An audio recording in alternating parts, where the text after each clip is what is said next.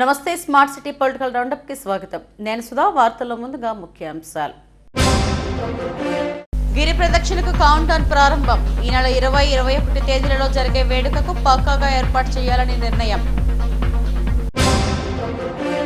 Event organisers కు ప్రభుత్వం అండగా ఉంటుంది. టీడీపీ రాష్ట్ర అధ్యక్షుడు పల్లా శ్రీనివాసరావు వెల్లడి. రాష్ట్రంలో వైసీపీ పాలనలో భారీ భూదోపిడీ చేశారు. అన్నింటిపైన చర్యలు తీసుకుంటామన్న పశ్చిమ ఎమ్మెల్యే గణబాబు. సమన్వయంతో గిరి ప్రదక్షిణను విజయవంతం చేయాలని భీమిలి ఎమ్మెల్యే గంటా శ్రీనివాసరావు అన్నారు. అధికారులతో జరిగిన సమీక్ష సమావేశంలో విశాఖ ఎంపీ శ్రీభరత్ తదితరులు పాల్గొన్నారు. భక్తులకు ఎటువంటి అసౌకర్యం కలగకుండా పటిష్ట ఏర్పాట్లు చేస్తున్నట్టు జిల్లా కలెక్టర్ హరీంద్ర ప్రసాద్ తెలిపారు. ఈ నెల 20-21 తేదీలలో జరిగే గిరి ప్రదక్షిణ కౌంట్ డౌన్ ప్రారంభమైంది. 32 కిలోమీటర్లు పాదయాత్ర చేసుకుంటూ భక్తులు సింహాచలం వరాహలక్ష్మీ నరసింహస్వామిని దర్శించుకుంటారు. లక్షలాది మంది భక్తులు ఈ వేడుకలో భక్తి శ్రద్ధలతో పాల్గొంటారు. ఇందుకు సంబంధించిన ఏర్పాట్లపై జిల్లా కలెక్టర్ హరీంద్ర ప్రసాద్ అధికారులు ప్రజాప్రతినిధులతో సమావేశాన్ని నిర్వహించారు. MLA Ganta Srinivasarao, MP Sribharat, CP Shankhabrata Bagchi తదితరులు పాల్గొన్నారు. ప్రభుత్వం కూడా ఈ వేడుకను ప్రతిష్టాత్మకంగా తీసుకుంది. కొండ చుట్టూ 32 కిలోమీటర్ల మేర భక్తులు చేసే గిరి ప్రదక్షిణను విజయవంతం చేయాలని నిర్ణయించారు. కొండ దిగువన ఉన్న కే కన్వెన్షన్ ఫంక్షన్ హాల్లో ఈ సమావేశాన్ని నిర్వహించారు. సింహగిరి చుట్టూ సుమారు 32 కిలోమీటర్ల గిరి ప్రదక్షిణ పరిధిలో 28 చోట్ల ప్రత్యేక స్టాల్స్ ను ఏర్పాటు చేస్తున్నట్టు కలెక్టర్ హరీంద్ర ప్రసాద్ తెలిపారు. 11 మెడికల్ క్యాంపులు, 290 తాత్కాలిక మరుగుదొడ్లు ఏర్పాటు చేస్తున్నట్లు చెప్పారు. 100 సీసీ కెమెరాలతో నిరంతరం పర్యవేక్షణ ఉంటుందని సిపి బాగ్జీ తెలిపారు. బీఆర్టీఎస్ నిర్వాసితుల సమస్యలను పరిష్కరిస్తామని ఎమ్మెల్యే గంటా శ్రీనివాసరావు హామీ ఇచ్చారు. అలాగే పంచగ్రామాల భూ సమస్యకు శాశ్వత పరిష్కారం చూపుతామని ఎంపీ శ్రీభరత్ వెల్లడించారు. దాని మేరకు డిఫరెంట్ డిపార్ట్మెంట్స్ ఈ యాక్టివిటీస్ అప్పగించడం జరిగింది సార్. ప్రధానంగా దేవస్థానం ఈఓ గారు వాళ్ళ సిబ్బందికి sir to make all the logistic arrangements with respect to the flow of devotees ఇక్కడ వచ్చే దర్శనం చేసుకొని అదేవిధంగా గిరి ప్రదక్షిణం చేసుకొని వెళ్ళే విధంగా స్మూత్గా కండక్ట్ చేయాల్సిన బాధ్యత వాళ్ళ అందరికీ ఉంది. కాబట్టి దానికి సంబంధించిన బ్యారికేడింగ్ కావచ్చు, temple administration, commissioner and then GVMC and police ఎక్కువ ఇన్వాల్వ్మెంట్ ఉంటుంది సార్. కమిషనర్ తరపు నుంచి సార్ స్టాల్స్ ఏర్పాటు చేయడంతో పాటు మైక్ సెట్స్, అదేవిధంగా మంచినీళ్ళు అంటే సదుపాయాలు సార్, అండ్ ప్రధానంగా శానిటేషన్ చాలా కీలక ఒక అంశం సార్ ఇక్కడ. సో టాయిలెట్స్ క్లీన్ చేసుకోవడం, అదేవిధంగా వాళ్ళు ప్రజలు తాగే టంబ్లర్స్ కావచ్చు, ఫుడ్ ప్యాకెట్స్ కావచ్చు, అవన్నీ కూడా ఎప్పటికప్పుడు క్లీన్ చేసి మనము ఆ ప్లేస్ని ఎంటైర్ స్ట్రెచ్ని శుభ్రంగా పెట్టుకోమని చెప్పడం జరిగింది సార్. అండ్ కొన్ని ప్లేసెస్లో లైటింగ్ కొంత గ్యాప్స్ ఉన్నాయి సార్. పర్మనెంట్ లైటింగ్ లేని చోట్ల లైటింగ్ ఏర్పాట్లు కూడా జీవీఎంసీ ద్వారా చేపడుతున్నాం సార్. పెట్టడం జరిగింది. ఆ రోజు లక్షల మంది భక్తులు వస్తారని డ్రోన్ విత్ కెమెరాస్ ద్వారా కూడా ఎవరికి ఎటువంటి ఇబ్బంది జరుగుతుందో లేదో చూడడానికి ఆ డ్రోన్ ద్వారా కూడా మేము నిఘా పెడతాం. అది కాకుండా స్విమ్మర్స్ కూడా ఏర్పాటు చేయమని రిక్వెస్ట్ చేయడం జరిగింది.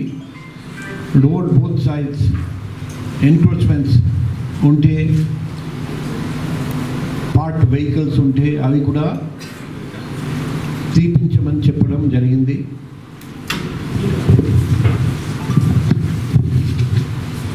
ఇంకా కొన్ని ఎక్స్ట్రా ప్రికాషన్స్ మేము తీసుకుంటున్నాం. నంబర్ 1, ఈసారి ఒక ఎక్స్ట్రా కొబ్బరి breaking point new toll gate దగ్గర పెట్టమని రిక్వెస్ట్ చేయడం జరిగింది.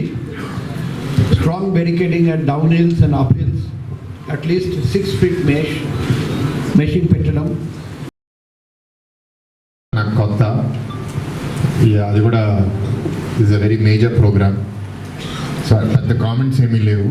గంట గారు is a senior leader, so he has more experience. గతంలో కూడా ఇక్కడ ఎమ్మెల్యేగా చేస్తున్నారు కాబట్టి ఆయన అభిప్రాయాలు మీరు ఎక్కువ వినొచ్చు. కానీ జనరల్ ఎక్స్పీరియన్స్ నాకేం చెప్తుందంటే, నా request especially the leaders on the stage, this is something like a peak load performance. So peak load పర్ఫార్మెన్స్లో మన ఆర్గనైజేషన్ వీక్నెసెస్ అన్నీ ఎక్స్పోజ్ అవుతాయి.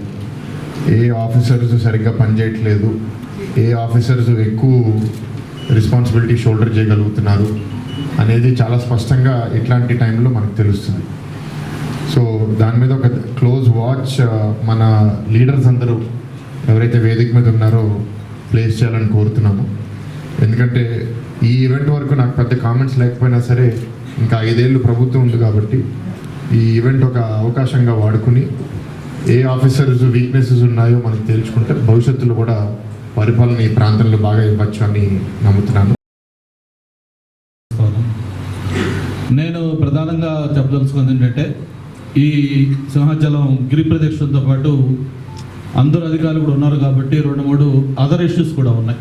మళ్ళీ మీరు అందరూ కూడా ఒక ప్లాట్ఫామ్ మీదకి రావాలంటే మళ్ళీ కొంత కష్టం అవుతుంది కాబట్టి అవి కూడా జస్ట్ నేను మెన్షన్ చేసి మనం గిరి ప్రదక్షిణలోకి వెళ్దాం.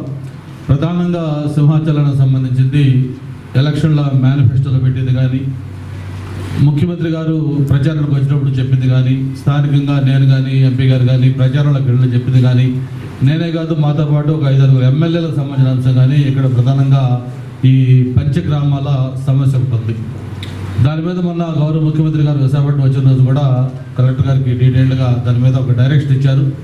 గతంలో 2014-19 ఇక్కడ ప్రభుత్వం ఉన్నప్పుడు నేను అప్పుడు స్థానికంగా ఎమ్మెల్యేగా మంత్రిగా ఉన్నాను. అప్పుడు దీని మీద ఫస్ట్ క్యాబినెట్ కొత్త ప్రభుత్వం కొత్త రాష్ట్రంలో ఏర్పడిన తర్వాత మొట్టమొదటి క్యాబినెట్ విశాఖపట్నంలో ఆంధ్ర యూనివర్సిటీ దీంట్లో పెట్టి దాంట్లో అజెండాలో ఈ పంచగ్రామాల సమస్య పెట్టి దానికి ఒక సొల్యూషన్ కోసం చాలా చురుగ్గా ముందుకెళ్ళడం జరిగింది.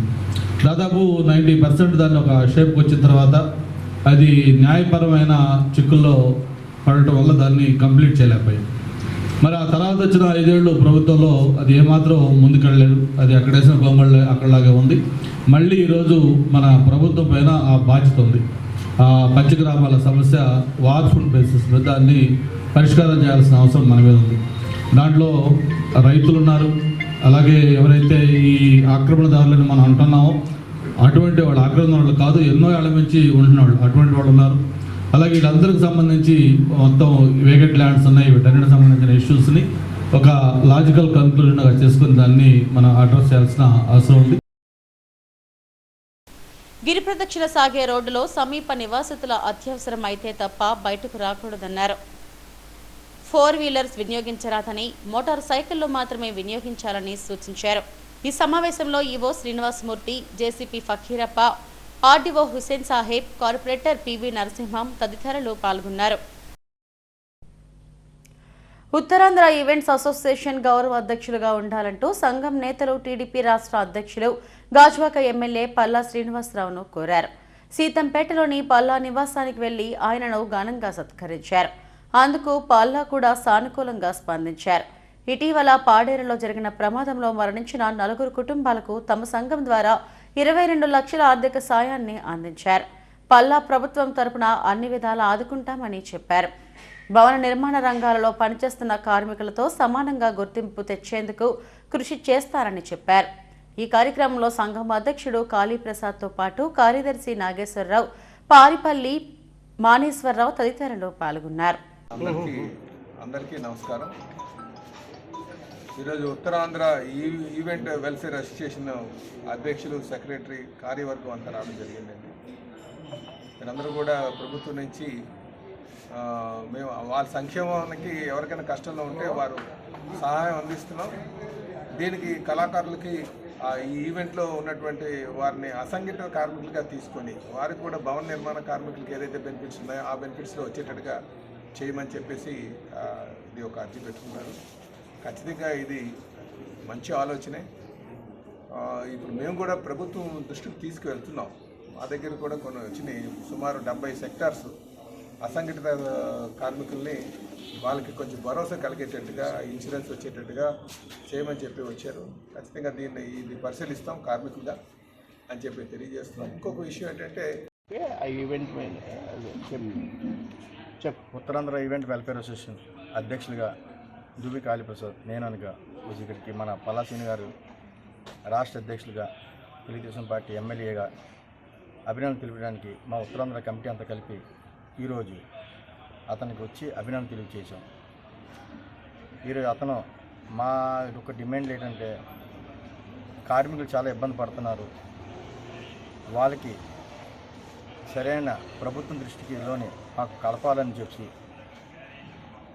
ఇన్సూరెన్స్లు కానీ కార్మికుల్లోనే యాక్సిడెంట్లు అవుతున్న వాళ్ళకి అందే అవకాశం లేక మేమందరం కలిపి అసోసియేషన్ అంతా కలిపి బాధితులకి అందజేయడం జరుగుతుంది. అలాగే మొన్న పాడేరులో యాక్సిడెంట్ జరిగింది.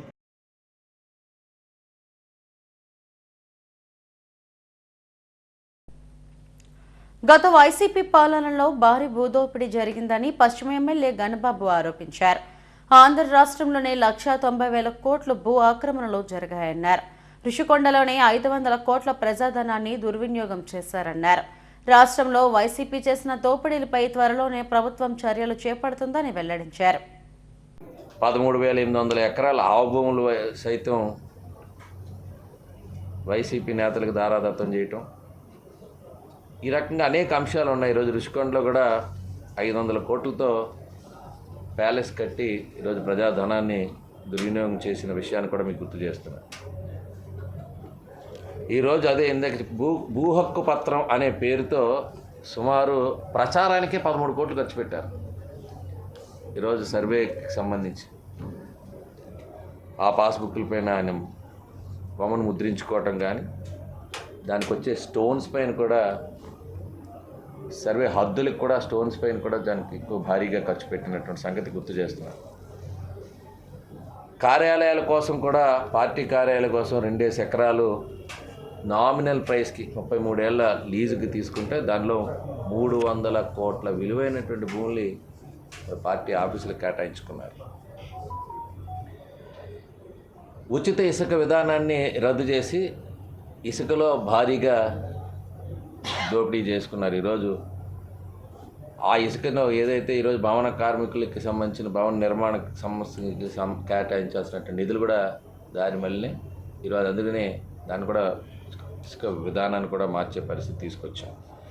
ఈ రకంగా అనేక అంశాలు ఈరోజు రాష్ట్రంలో సంపదను దోచుకున్నారు. ఇసుక, మైనింగ్, భూములు ఇవన్నీ కూడా రాష్ట్ర సంపద. ఆ సంపదను కొల్లగట్టారు. అందుకనే ఈరోజు ప్రభుత్వం దగ్గర ఉండేటువంటి ప్రతి ఏదైతే ఉన్నాయో ఈరోజు అది ప్రభుత్వ ఖజానాకి అందే విధంగా ఏదైతే దోపిడీ చేసినటువంటివన్నీ కూడా ఒక వైట్ పేపర్స్ రిలీజ్ చేస్తూ ఎప్పటికప్పుడు ఎక్కడెక్కడ ఇంకా ఉండేటువంటివన్నీ కూడా ఈరోజు ప్రభుత్వం ఏర్పాటు అయినాక మనకి ప్రజలకు సంబంధించినటువంటి ఆస్తులు ఇవి. ప్రభుత్వానికి వచ్చేటువంటి ఏవైతే ఆదాయాలు వాటన్నిటినీ కూడా ఈరోజు వారి సంపదని పెంచుకునే ప్రయత్నం చేసి వైకాపా వాళ్ళకి ఈరోజు వాటన్నిటిపైన కూడా ప్రభుత్వం ఏర్పాటు అయినాక మా తెలుగుదేశం ప్రభుత్వం ఎన్డీఏ గవర్నమెంట్ చాలా పర్టికులర్గా ఈ భూదందాలపైన కానీ ముఖ్యంగా సంపద సహజ వనరుల దోపిడీ కానీ ఏ రకంగా జరిగిందనేటువంటి ట్రాన్స్పరెంట్గా ఒక వైట్ పేపర్ రిలీజ్ చేస్తూ రాష్ట్ర ప్రభుత్వానికి ప్రజలకు కూడా వివరించడమే జరుగుతుంది. కాకుండా వాటన్నిటినీ కూడా మరలా ప్రభుత్వ ఖజానాకి జమ అయ్యే విధంగా చర్యలు చేపడతామని మీ ద్వారా తెలియజేస్తాం. హెడ్లైన్స్ మరోసారి. గిరి ప్రదక్షిణకు కౌంట్ డౌన్ ప్రారంభం. ఈ నెల 20, 21 తేదీలలో జరిగే వేడుకకు పక్కాగా ఏర్పాటు చేయాలని నిర్ణయం. ఈవెంట్ ఆర్గనైజర్స్ కు ప్రభుత్వం అండగా ఉంటుంది. టీడీపీ రాష్ట్ర అధ్యక్షుడు పల్లా శ్రీనివాసరావు వెల్లడి. రాష్ట్రంలో వైసీపీ పాలనలో భారీ భూదోపిడీ చేశారు. అన్నింటిపైన చర్యలు తీసుకుంటామన్న పశ్చిమ ఎమ్మెల్యే గణబాబు. ఇవి ఇప్పటివరకు నా స్మార్ట్ సిటీ పొలిటికల్ రౌండప్ విశేషాలు. మరిన్ని వార్తా విశేషాల కోసం చూస్తూనే ఉండండి SDV స్మార్ట్ న్యూస్. నమస్తే.